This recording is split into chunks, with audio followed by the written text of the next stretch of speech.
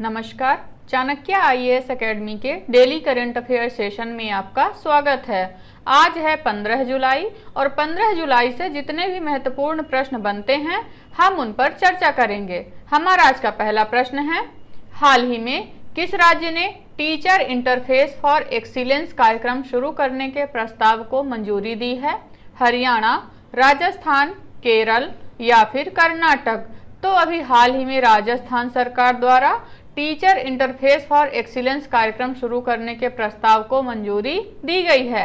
हाल ही में राजस्थान ने teacher interface for excellence कार्यक्रम को शुरू करने के लिए प्रस्ताव को मंजूरी दी है। यह कार्यक्रम शिक्षकों की प्रशिक्षण, प्रगति और उनके उन्नति को समर्पित है। इसके माध्यम से राजस्थान सरकार शिक्षकों को नवीनतम शिक्षण तकनीकों, विद्यालय प्रबंधन के लिए उपायों और शिक्षा में उन्नति के लिए नए कार्यक्रमों को प्रदान करेगी। हमारा आज का अगला प्रश्न देखेंगे, हाल ही में किसने कलर्स ऑफ डिवोशन नामक पुस्तक लिखी है? अनीता भरत शाह, रामचंद्र गुहा, नीरज सिंह चौधरी या फिर इनमें से कोई नहीं? तो अभी हाल ही में अनीता भरत शाह द्वारा लिखित पुस्तक का नाम है कलर्स ऑफ डिवोशन। हाल ही में अनीता भरत शाह ने कलर्स ऑफ डिवोशन नामक पुस्तक लिखी है। यह पुस्तक एक उपन्यास है जो आधुनिक भारतीय समाज और संस्कृति के विभिन्न पहलुओं पर आधारित है। इस पुस्तक में लेखिका ने समाज में विभिन्न वर्गों, जातियों और रंगों के बीच संघर्षता, सामाजिक मतभेद और समरसता के मुद्दे को दर्शाया है। हमारा आज का अगला प्रश्न देखेंगे, हाल ही में कहां में दुनिया की पहली मानव रोबोट प्रेस कॉन्फ्रेंस का आयोजन किया गया है? स्विट्जरलैंड, जिनेवा, कनाडा या फिर अमेरिका? तो अभी हाल ही में जिनेवा में दुनिया की पहली मानव रोबोट प्रेस कॉन्फ्रेंस का आयोजन किया गया है। हाल ही में दुनिया की पहली मानव रोबोट प्रेस कॉन्फ्रेंस का जिनेवा में आयोजित की गई है। यह एक महत्वपूर्ण घटना है जिसमें एक मानव रोबोट पहली बार पत्रकारों के सामने प्रेस कॉन्फ्रेंस आयोजित कर रहा है। यह प्रयोगशाला प्रदर्शनी मानव अभिप्रेत यूरोपीय अंतरिक्ष एजेंसी द्वारा संचालित की जा रही है। इसमें रोबोटिक्स, एनएसए, अंतरिक्ष और अन्य विषयों पर बहस होगी और यह मानवीय मशीन सहयोग के नए दौर का आरंभ है। हमारा आज का अगला प्रश्न देखेंगे, हाल ही में विश्व तीरंदाजी युवा चैंपियनशिप 2023 में भारत देश ने कितने मेडल जीते हैं? 15 मेडल, 17 मेडल, 20 मेडल या फिर 11 मेडल? तो अभी हाल ही में भारत ने 11 मेडल जीते हैं विश्व तीरंदाजी युवा चैंपियनशिप में। हाल ही में विश्व तीरंदाजी युवा चैंपियनशिप 2023 में भारत ने 11 मेडल जीते हैं। यह चैंपियनशिप तीरंदाजी के नवीनतम और अनुभवी खिलाड़ियों को एक साथ लाने और उनकी प्रदर्शन क्षमता को निर्माण करने का महत्वपूर्ण मंच है। भारतीय तीरंदाजी दल ने इस चैंपियनशिप में बहुतायत से मेडल प्राप्त किए हैं और इससे उनकी क्षमता और कौशल का प्रमाण दिया गया है। हमारा आज का अगला प्रश्न देखेंगे, हाल ही में भारत का पहला वैदिक थीम वाला पार्क कहां खोला गया है? नई दिल्ली, नोएडा, हरियाणा या फिर उत्तर प्रदेश? तो अभी हाल ही में नोएडा में पहला वैदिक थीम वाला पार्क खोला गया है। भारत के पहले वैदिक थीम पार्क का उद्घाटन हाल ही में उत्तर प्रदेश के नोएडा सेक्टर 78 में किया गया है। पार्क की थीम में भारतीय वेदों जैसे ऋग्वेद, अथर्ववेद, यजुर्वेद और सामवेद के अंश हैं। आगंतुकों को शिक्षित करने और मनोरंजन करने के लिए पार्क में एक वैदिक थीम वाला लेजर शो भी आयोजित किया जाएगा। पार्क की दीवारें वेदों के दृश्यों को दर्शाती हैं। हमारा आज का अगला प्रश्न देखेंगे, हाल ही में भारत और किस देश ने रुपए में द्विपक्षीय व्यापार शुरू किया है?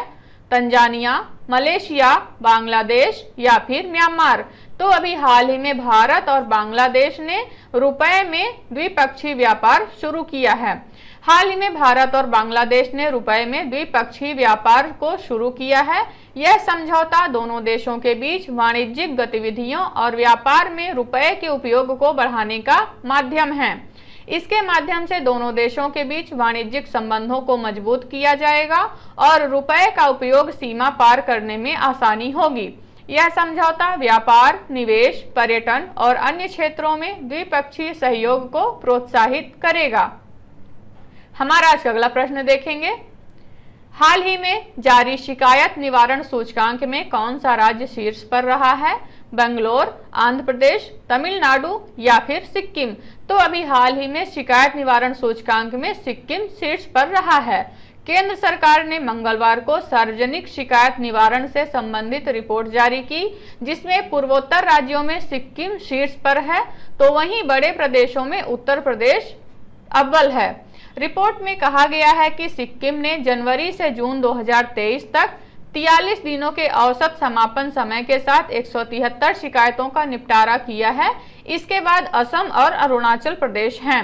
संगठनवार तुलनात्मक तस्वीर प्रस्तुत करना और शिकायत निवारण तंत्र की शक्तियों और सुधार के क्षेत्रों के बारे में बहुमूल्य जानकारी प्रदान करना है। हमारा आज का अगला प्रश्न देखेंगे। हाल ही में चर्चा में रहा नुमालीगढ़ रिफाइनरी किस राज्य में स्थित है? असम, आंध्र प्रदेश, तमिलनाडु या फिर तेलंगाना? तो नुमालीगढ़ रिफाइनरी असम में स्थित है। पेट्रोलियम और प्राकृतिक गैस मंत्रालय ने नुमालीगढ़ रिफाइनरी लिमिटेड को उसके पिछले अनुसूची बी वर्गीकरण से बढ़ाकर अनुसूची ए CPSE की सम्मानित स्थिति में डाल दिया है। नुमालीगढ़ रिफाइनरी लिमिटेड का एक प्रभाग है ऑयल इंडिया लिमिटेड। हमारा आज का अगला प्रश्न देखेंगे। हाल ही में किसके द्वारा सागर संपर्क DGNSS का उद्घाटन किया गया?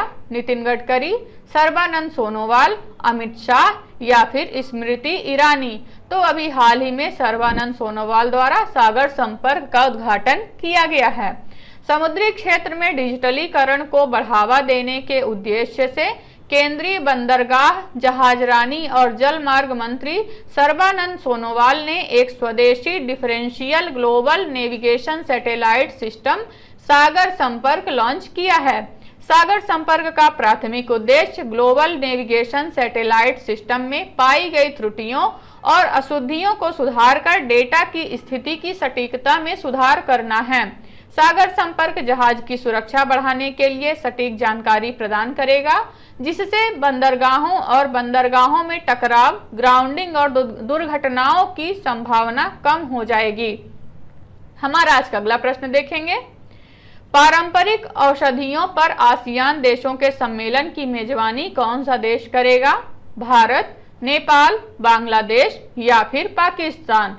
तो पारंपरिक औषधियों पर आसियान देशों के सम्मेलन की मेजबानी भारत करने जा रहा है। विज्ञान भवन नई दिल्ली में पारंपरिक औषधियों पर भारत आसियान सम्मेलन की मेजबानी करेगा।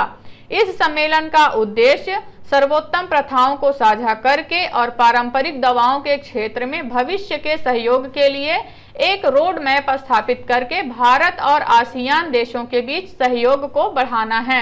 यह नियामक ढांचे में हाल के विकास पर जानकारी के आदान प्रदान के लिए एक मंच भी प्रदान करेगा। आसियान सदस्य देशों में पारंपरिक चिकित्सा को बढ़ावा देना।